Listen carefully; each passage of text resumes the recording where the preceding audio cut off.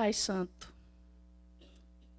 nós sabemos, Deus, que é na nossa fraqueza que o Teu poder se aperfeiçoa. Senhor, nós não temos a pretensão de explicar a Tua palavra, porque a Tua palavra fala por si só. Ela é viva, ela é eficaz. Ela é a maior e mais sobrenatural fonte de poder que nós temos em mão. Nós Te louvamos por ela. Nós Te pedimos, Deus Todo-Poderoso, fala conosco nessa noite. Senhor, que todo aquilo que vem para roubar a Tua palavra, para roubar a nossa atenção, que saia agora em nome de Jesus. Que fique somente a ação do Teu Espírito em nós, sobre nós, dentro desse lugar.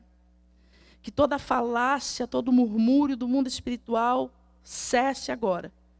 Que somente a Tua voz seja ouvida nos nossos corações. E que aquilo que vier do Senhor fique gravado na tábua do nosso coração nessa noite. Em nome de Jesus. Por que creram os grandes homens de Deus? Esse é o título da palavra dessa noite. Por que eles creram? É interessante que um tempo atrás, quando a gente falava assim, os grandes homens de Deus, alguém vinha e corrigia logo. Não teve grande homem de Deus. Teve homem que serviu ao grande Deus. Eu discordo, é uma frase um pouco hipócrita.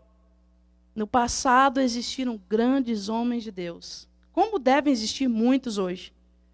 Você deve conhecer muitos homens e mulheres de Deus. Mas no passado houve aqueles que nós os admiramos e falamos neles até hoje. Não é verdade? Nós, por exemplo, nós falamos de Paulo, um grande homem de Deus. Nós falamos de Moisés, um grande homem de Deus. Abraão. Nós falamos do Dr. Shed, que foi para a glória 2 dias atrás, não é isso? Foi 2 dias atrás, né?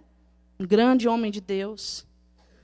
Então nós tivemos, sim, grandes homens que pisaram a terra. E às vezes eu paro e me pergunto, por que eles creram? Qual tipo de experiência que eles tiveram com Deus, com a palavra de Deus, com a pessoa do Espírito Santo, que os levaram a crer? Por exemplo, por que Abraão creu ao ponto de sacrificar Isaac? Você pode me falar, mas Abraão não sacrificou Isaac? Não, de fato. Mas em obediência ele sacrificou. Concorda comigo? Ele levou o menino, a lenha e o cutelo. Não foi? Por que Moisés creu ao ponto de enfrentar o faraó? O grande faraó do Egito. Imaginou você hoje chegando diante do exército americano e dando ordens? Falando, olha, Deus mandou fazer isso e isso. Se vocês não fizerem, algo terrível vai acontecer. Você teria coragem? Na frente do tanque de guerra, aviões supersônicos. A gente não teria coragem, mas Moisés teve. A mais alta tecnologia da época estava à disposição do faraó do Egito. E ele chega para o governador e dá uma ordem. Governador máximo, o faraó do Egito. Ele fala, olha, Deus mandou dizer para deixar o povo ir, para adorar no deserto. Você teria coragem de chegar para um governador e falar, Deus mandou você legalizar todos os imigrantes. E se você não legalizar, o negócio vai ficar feio para o seu lado. Nós não teríamos tal coragem. Mas por que Moisés teve? Josué,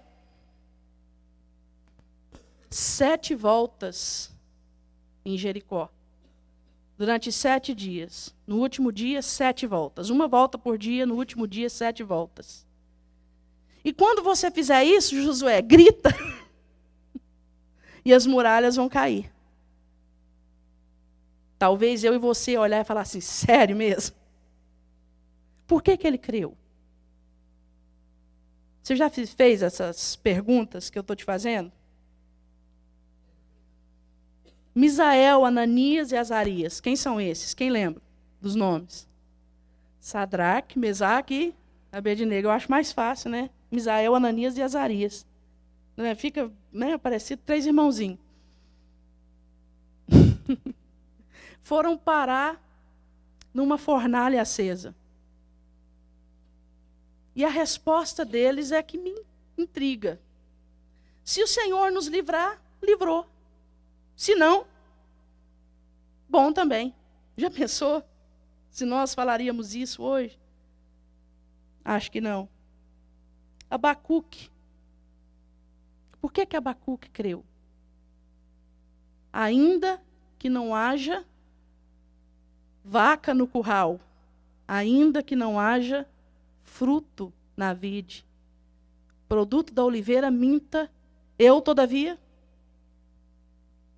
me alegrarei no Senhor. Por quê?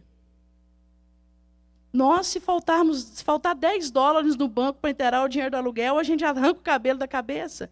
Imagina se não tiver nada lá. Por que ele creu?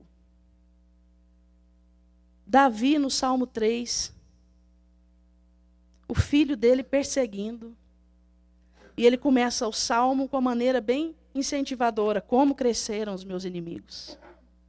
Muitos são os meus adversários. E eles se levantam e olham para mim e dizem que não há salvação para mim em Deus.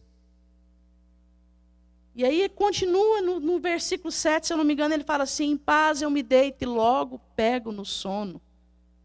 Porque o Senhor me faz repousar em paz e segurança. Intrigante, não é? Começa um poema dizendo como cresceram os meus inimigos. Estão querendo a minha cabeça, e em paz eu me deito e logo pego no sono. Imagina você sabendo que estão querendo a sua cabeça, estão te cercando. Você tem que correr, e em paz você se deita e logo pega no sono. Eu ouvi falar que tem esposa que fica irritada quando vai chegando o fim do mês e não tem o dinheiro de pagar aluguel e o marido dorme. Como que ele pode dormir? E vice-versa. Mas Davi dormia. Por que eles creram? Você nunca se perguntou isso? Eu disse que ia ser rápido, eu falei para a pastora. E eu creio que vocês confiem em mim, depois das 3 últimas vezes que eu dei um exemplo bom, não foi? Nossa, vocês não confiam em mim ainda. Vou mostrar para vocês. Eles tinham em comum 3 certezas. E para não deixar o Luiz chateado, eu não vou falar certeza absoluta. Não vou cair no pleonasmo, não é isso, Luiz? Eles tinham 3 certezas, todos eles. 3 certezas racionais, que os levaram a viver um nível de relacionamento com Deus e um nível de qualidade de vida na terra, que ao ponto de que tudo estava caindo ao redor e eles permaneciam firmes. Traduzindo, isso é qualidade de vida. Paulo, antes dele dizer assim, tudo posso naquele que me fortalece, o que ele disse? Eu aprendi a viver bem em toda e qualquer situação.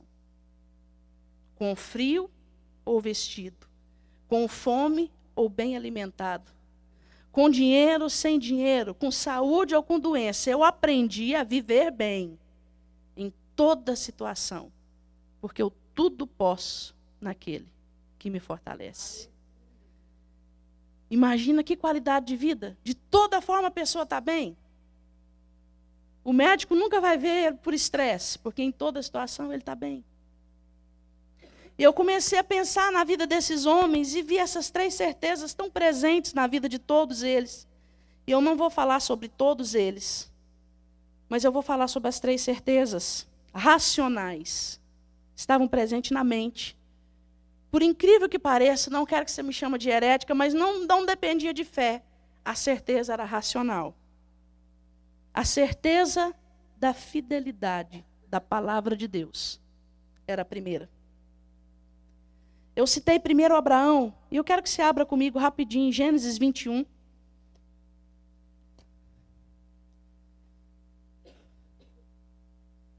Gênesis 21, primeiro livro da Bíblia. Eu poderia ler para você, mas eu não quero ser acusado de pregar sem abrir a Bíblia. Então, você vai ler comigo.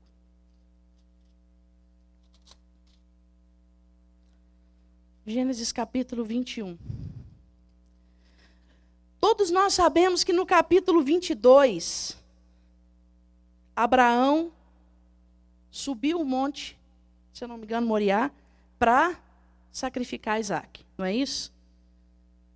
Vocês sabem que as más línguas falam que Abraão foi tão prontamente oferecer Isaac porque ele era adolescente. Sabia disso? Diz que quem tem filho adolescente, realmente, quando Deus fala assim, oferece um sacrifício, diz que é a primeira coisa que ele pensa. Amém, Senhor.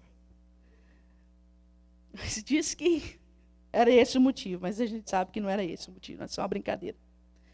Mas Abraão foi prontamente oferecer Isaac.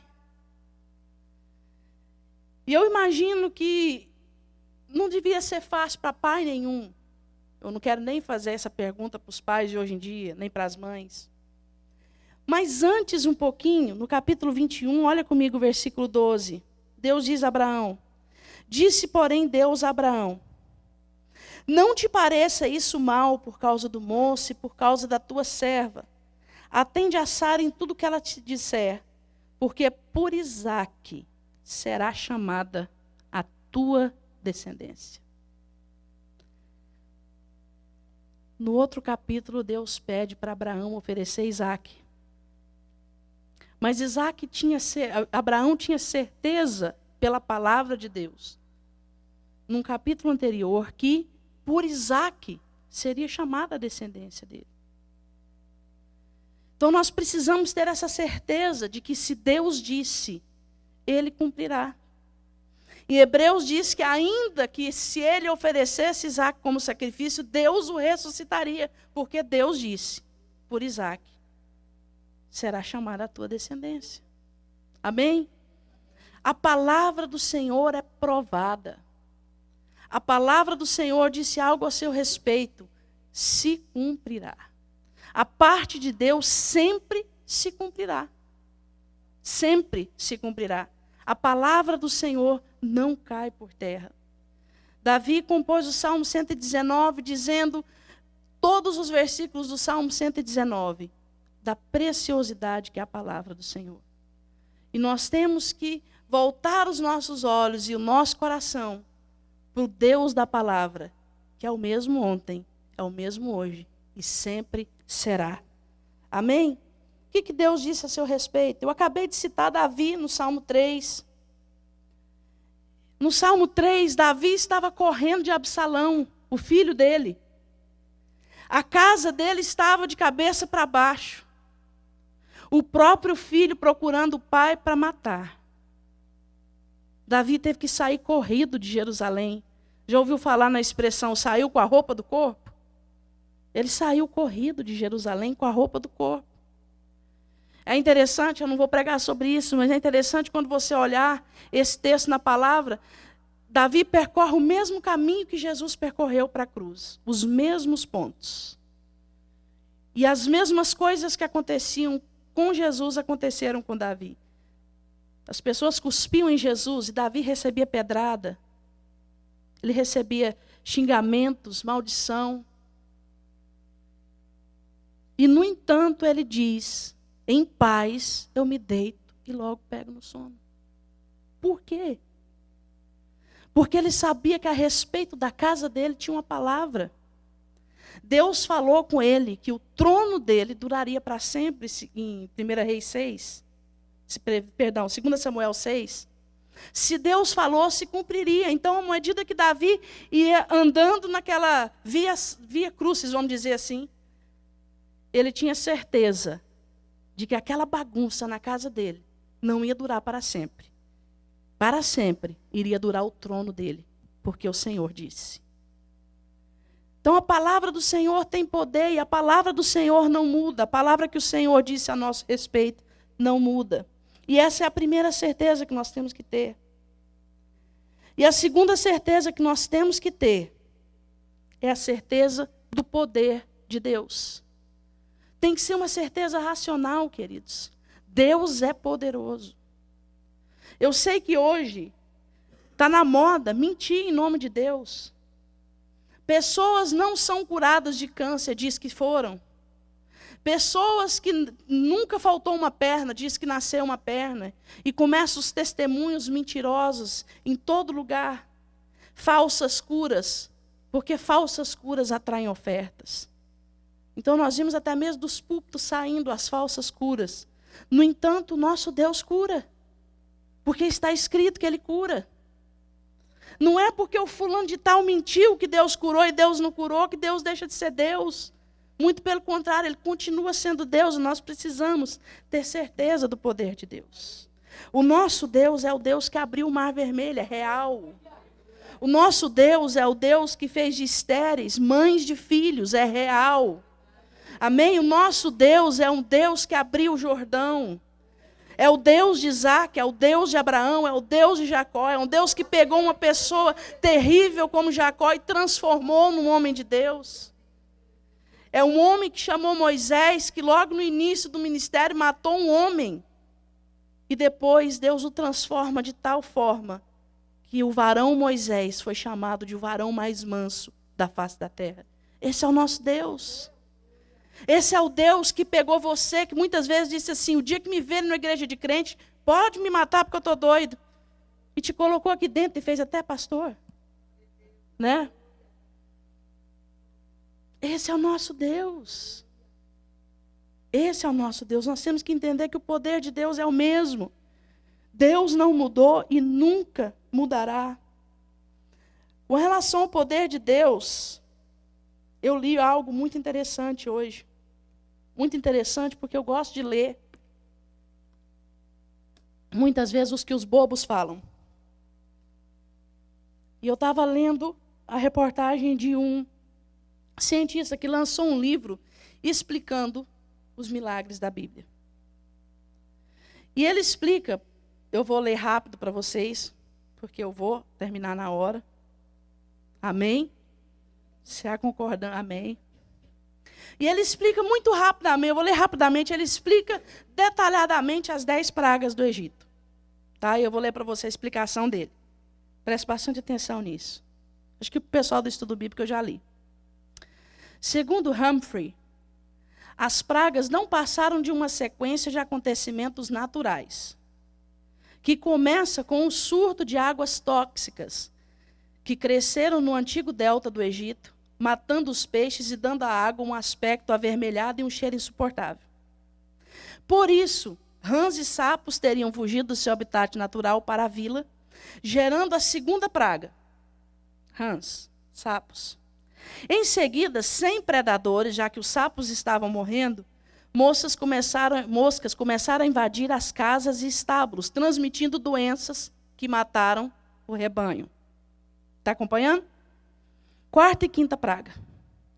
A sexta peste citada pelo Êxodo, as bolhas e os ferimentos que surgiram na pele das pessoas, também teria sido causado por doenças transmitidas pelas moscas. Cuidado, hein? Uma mosca sentar em você no verão, é sério. A chuva de granizo de proporções catastróficas seria da mesma forma um evento natural, pura coincidência. Com o solo molhado, gafanhotos encontravam terreno ideal para depositar ovos, o que leva à oitava praga. Com o vento vindo do leste em direção ao Egito, os gafanhotos naturalmente seguiram aquela direção, apavorando os egípcios. Como explicação para a nona praga, ele acredita em particularmente uma densa tempestade de areia, que era muito comum naquela época, próximo ao mês de março. A derradeira praga, que convenceria então o poderoso faraó a abrir mão de seus escravos por alguns dias, foi também a mais cruel. E ele explica dizendo que todos os filhos mais velhos tinham uma porção dobrada de alimento.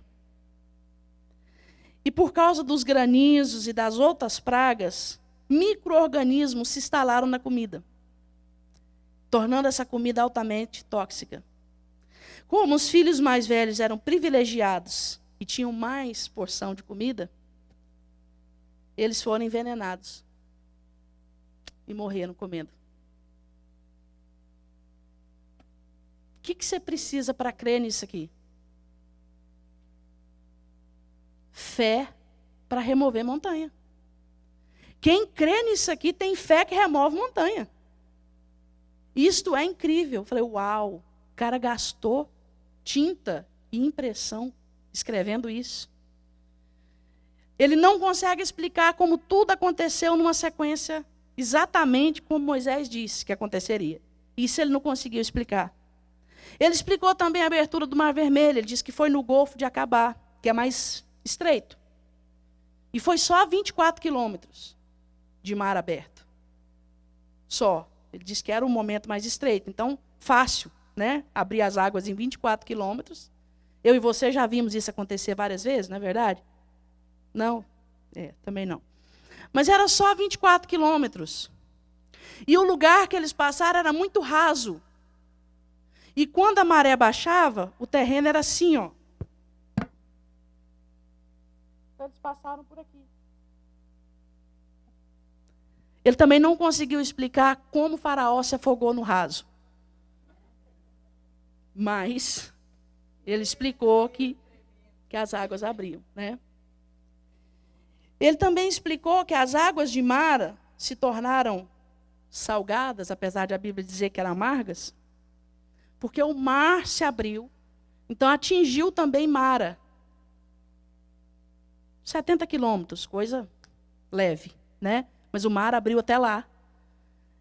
E Moisés jogou um pedaço de madeira de acácia. Também não entendi. Mas, já sei, foi uma rajada de vento. Está escrito aqui. Perdão, é porque eu não li. E a madeira que Moisés jogou para tornar as águas de Mara doce, potável, era madeira de acácia queimada. Detalhe, a Bíblia não diz que era queimada, mas ele diz que era queimada. E carvão queimado é a composição dos filtros que nós temos hoje de água. Então, Moisés filtrou a água. Eu falo, esse cara é o cara de maior fé que eu já vi. Sério. Isso aqui, quando se converter, ele transporta a montanha. Que o Senhor diz que quem tiver fé como um grão de mostarda, manda um monte que sai, ele sai. Nós vamos ver esse cara brincando com um monte assim, ó, passa, passa. Porque precisa de fé demais para crer nisso aqui. E assim vão as explicações dele. Um livro inteiro, explicando os milagres bíblicos. Os milagres do Novo Testamento. A ressurreição de Lázaro. Lázaro não morreu. Lázaro teve aquela doença que eu não me lembro. Eu li, mas não me lembro. Sabe que a pessoa dorme e parece... Isso. Como é que é? Catalepsia. E era também a cultura. Cultura medicinal ainda. Mas como é que ele fedeu? Carne podre. Se ele não tinha morrido. É estranho, não é? São coisas que não se explicam. Esse é o nosso Deus. Esse é o nosso Deus. Cientistas, considerados grandes mentes, escrevem livros explicando os milagres dele. Simplesmente para cair no ridículo. Para hoje, uma plateia inteira, tem algum cientista aqui? Uma plateia inteira, uma igreja inteira, um povo inteiro, ouvindo as explicações dele, sem nenhum conhecimento na área, e olhando e falando assim, quanta idiotice. Esse é o nosso Deus. Esse é o Deus que age em seu favor e que age em meu favor. Esse é o nosso Deus. Elias, quando ele desafiou os profetas de Baal, ele sabia o poder de Deus. Está em 1 Reis 18. Ele pôde desafiar porque ele conhecia o poder de Deus. Mas a Bíblia não diz que Elias previamente tocou fogo em nada. Mas ele sabia o Deus que ele servia. Sabe por quê? Porque ele tinha a certeza a primeira certeza. A certeza de que a palavra de Deus é verdadeira. Se nós tivermos os nossos pés firmados na palavra e a certeza que a palavra de Deus é verdadeira, o resto pode vir. Que a gente tira de letra, a gente vai só crescendo em conhecimento, crescendo em conhecer o Senhor. Davi, no Salmo 18, ele fala algo interessante. Ele fala assim: laços de morte me cercaram, cadeias infernais me cingiram. Ele tinha toda aquela linguagem poética para falar, né? Mas então eu clamei ao Senhor e ele me ouviu. Então ele levantou, e ele jogou raio, e ele jogou seta, e as águas se abriram, e tudo se moveu. Você conhece algum versículo dizendo que Davi viu com os olhos dele isso acontecer? Não. Nada sobrenatural aconteceu com Davi. Davi não abriu o Mar Vermelho. Abriu? Não. Ele tinha experiência sobrenatural onde? Na guerra, porque ele matou um gigante com a pedra. No entanto, ele conhecia a palavra de Deus. Então, por causa da experiência com a palavra de Deus, ele pôde, então, conhecer o poder de Deus. Amém? E a terceira certeza, que eu já estou acabando, olha só. I'm so proud of myself. Um orgulho santo, hein? Ok. E a terceira certeza que nos leva a experienciar. A última vez que eu falei essa palavra, teve gente que ficou assim, experienciar. Sim, é o mesmo que experimentar, mas é mais gostoso. A terceira certeza que nos leva a experienciar as outras duas, de forma muito profunda, é a certeza do amor de Deus. E aí é onde muito crente vacila, na certeza do amor de Deus. Você até acredita que Deus te ama. Quantos aqui creem que Deus te ama? Agora eu vou fazer uma pergunta, você responde para você. Eu não estou dizendo que você peca, de forma alguma. Mas quando você deliberadamente decide pecar, e peca, você crê que Deus te ama? Alguns duvidam. Queridos, Deus te ama. Ponto. Ah, mas está falando de púlpito que pode pecar. Eu não te disse que você pode pecar. E eu não te disse que ele não vai te corrigir. O fato dele te amar vai levar ele a te corrigir, te disciplinar. Porque o pai corrige o filho que ama. Amém? Mas não tem nada que você possa fazer que vai fazer Deus te amar mais. Não tem bondade, não tem santidade, não tem conduta, não tem presente, não tem oferta. Não há nada que você possa fazer que vai fazer Deus te amar mais. Nada. E é interessante que do mesmo jeito que ele ama você, cheirosinho, bonitinho, sentado no banco da igreja, ele ama um fedidinho, pecadorzinho lá fora, da mesma forma. Ele morreria por ele da mesma forma que ele morreu por você, 300 vezes fosse necessário.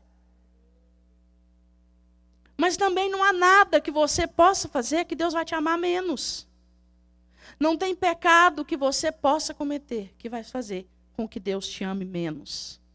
Pelo contrário, Ele vai te disciplinar para mostrar o quanto Ele te ama. Fala para o seu irmão, se você está debaixo de disciplina, é bom sinal. É interessante que, apesar de nós sabermos o amor de Deus, de nós sabermos que é real, a Bíblia não tem muitos versículos que falam diretamente do amor de Deus. Você vai falar, ah, não, mas isso não existe. Diretamente não. Nós temos muitos versículos. Mas não tanto que nós gostaríamos. Você sabe por quê? Porque o amor de Deus é expresso em atitude. O amor de Deus é expresso por nós em sua conduta. O fato dele ter dado Jesus por mim e por você. A Bíblia diz em Romanos 8,32, aquele que não poupou o seu único filho, aquele que não poupou o seu bem mais precioso, por amor a você e a mim, por acaso não nos dará com ele graciosamente todas as coisas? Todas as coisas. Todas as coisas. Esse é o nosso Deus. Esse é o nosso Deus. Eu lembro que quando quando uma criança aqui da igreja era pequena, ele tinha muito medo de ficar sozinho. Muito medo. E às vezes eu chamava essa criança e ministrava para ele o versículo de Salmo 27:10, que fala assim: ainda que o meu pai e a minha mãe me desampararem, o Senhor me acolherá. Davi diz isso. Davi era um homem que conhecia o amor de Deus. Eu ministrava para essa criança e eu falava para ele assim: olha, presta atenção, olha para mim, olha dentro dos meus olhos. Ainda que o seu pai e a sua mãe te desamparem, Deus te acolhe, tá bom? Não tenha medo de ficar sozinho, tá bom? Tá bom. Quando eu virava as costas,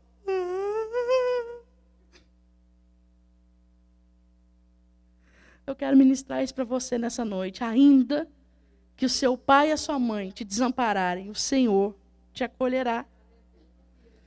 Amém? O amor do Senhor não falha. Deus não deixa de te amar nem por um minuto. Deus não olha para você o tempo todo e fala assim: que desaprovado. Esse menino eu não consigo amar. Nem um momento. Ele fala: esse aqui eu vou bater até ele aprender. Eu amo tanto que vou colocar ele no meu colo e, ó, como diz um pastor que veio aqui, um cubano, pau neném. Vocês lembram disso? Davi conhecia o amor do Senhor. Ele viveu o amor de Deus. Davi, quando é confrontado pelo profeta Natan, quando ele cai em pecado, a primeira coisa que ele fala é: Senhor, eu pequei. Eu pequei. Você sabe por quê, queridos? Porque 1 João 4 diz o quê? Que o verdadeiro amor lança fora todo medo.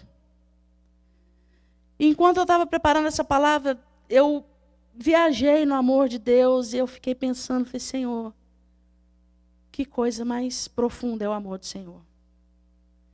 E eu quero um exemplo bem grande de alguém na palavra que conheceu o teu amor. E aí eu comecei a pensar como você agora, Davi. Davi conheceu o amor de Deus, certo? Quem mais? Abraão conheceu o amor de Deus. Quem mais? Quem? Sansão conheceu o amor de Deus. Quantas chances? Ana, Jacó, José. Quantos homens conheceram o amor de Deus? E eu falei: Senhor, quem?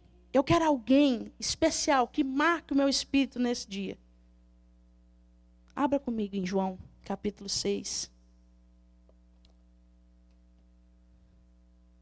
E Deus falou comigo algo, Deus falou comigo. Eu vou te dar alguém que vai marcar o seu espírito. Alguém que vocês não sabem o nome. Que é mencionado na Bíblia uma única vez. João 6. Vamos ler a partir do 5. Todos abriram? João 6, a partir do 5. Então Jesus, erguendo os olhos e vendo que grande multidão vinha ter com ele, disse a Filipe: onde compraremos pães para lhes dar a comer? Mas dizia isso para o experimentar, pois ele sabia o que estava para fazer. Respondeu-lhe Filipe: não lhe bastariam 200 denários de pão para receber cada um seu pedaço? Um dos seus discípulos, chamado André, irmão de Simão Pedro, informou a Jesus: está aí um rapaz que tem 5 pães de cevada e 2 peixinhos. Mas isso o que é para tanta gente? E o Espírito Santo falou comigo algo tão tremendo. O Espírito Santo falou comigo: poucas pessoas conheceram o meu amor de forma tão profunda como aquele rapaz que chegou com 5 pães e 2 peixes. E eu, por quê? Deus falou comigo: porque somente aquele que conhece o meu amor consegue dar tudo o que tem. Mesmo que isso possa fazer falta. Eu achei muito profundo, muito tremendo. Quando nós conhecemos o Senhor, quando nós sabemos o amor de Deus, nós sabemos que nós podemos dar tudo o que temos. Que não vai fazer falta. Porque o amor de Deus cobre todas as coisas. Aquele rapaz poderia ter pensado assim: isso é o que eu tenho, eu vou tirar o meu e eu vou dar para Jesus o resto, porque senão vai me fazer falta. Mas ele tinha uma revelação tão profunda do amor de Deus, que ele entregou tudo o que ele tinha. Porque ele sabia que entregando tudo nas mãos do Senhor, o amor do Senhor é tão grande que nada lhe faltaria. Eu não sei, queridos, qual tem sido a sua experiência com Deus nesses dias, nessa terra. Mas uma coisa é certa: o Senhor quer te dar experiências profundas com a palavra dele. Mas para isso, você vai ter que crer na palavra dele. Você vai ter que crer. Você vai ter que, ao ouvir o som da trombeta, não se prostrar diante dos falsos deuses. Você vai ter que se colocar na posição de decisão. Porque muitas vezes nós corremos dela. Eu já vi pessoas falando, e eu concordo plenamente, que a crucificação de Jesus foi no Getsêmani. A decisão foi no Getsêmani. Ele foi para a cruz já crucificado. Porque no Getsêmani ele tomou decisão. Muitas vezes nós não temos a experiência de experimentar a veracidade da palavra, porque nós corremos antes. Muitas vezes nós não temos a chance de experimentar o poder de Deus, porque nós corremos antes. Deus te deu o livramento, irmão? Não, corri. De certa forma me deu força para correr. Por muitas vezes nós não experimentamos o amor de Deus, porque nós não nos entregamos para Ele, para que aquele amor possa ser desfrutado por nós. O Senhor nos ama. A palavra de Deus diz em Mateus 6, em Mateus 5, 6 e 7, como a gente deve lidar com o amor de Deus e com o dinheiro. Em um determinado momento, Jesus fala assim: olha as aves do campo, as aves do céu, elas não semeiam. No entanto, o Senhor traz o alimento para elas. Olha os lírios do campo, eles não fiam, não tecem. No entanto, o Senhor os veste de maneira que nem Salomão, na sua glória, se vestiu como eles. Quero deixar uma palavra para você nessa noite: ouse a crer. Mas acima de todas as coisas, tenha certeza do amor de Deus por você. Porque se você tiver certeza do amor de Deus, você vai poder dizer como Davi: ainda que um exército se acampe contra mim, o Senhor vem correndo e me livra. Você vai poder dizer como Abraão: ainda que eu sacrifique o meu filho, Deus ressuscitará dentre os mortos. Se você tiver revelação do amor de Deus, a revelação do poder e da palavra vem junto. O Senhor te ama. Eu queria encerrar o culto cantando.